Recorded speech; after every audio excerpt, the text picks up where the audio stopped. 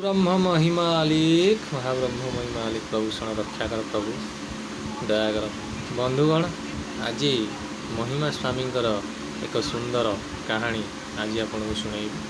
अवश्य मुझे भूली जाइए से क्षमा करेंगे से बही देखिकी आपण मानक एक सुंदर कहानी शुण। आज आम पढ़ा मृत गोरु को जीवदान। महिमा स्वामी मृत गोरु को जीवदान केमती।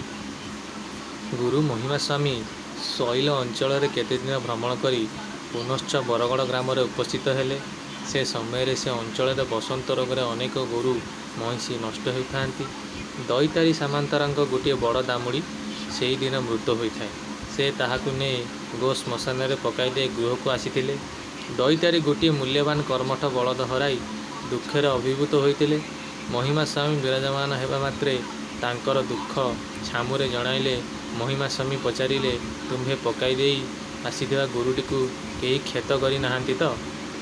सामंतरा प्रभृति कहले कहीं ताकू खाई नाहांती। जेपरी आंभे पकाई दे आसीचु सेहीपरी पड़ी रही।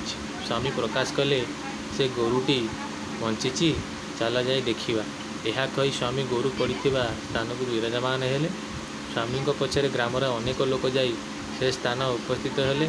ग्रामवासी माने स्वामी को पचारुता मृत गोरुटी सतेगी बंचब।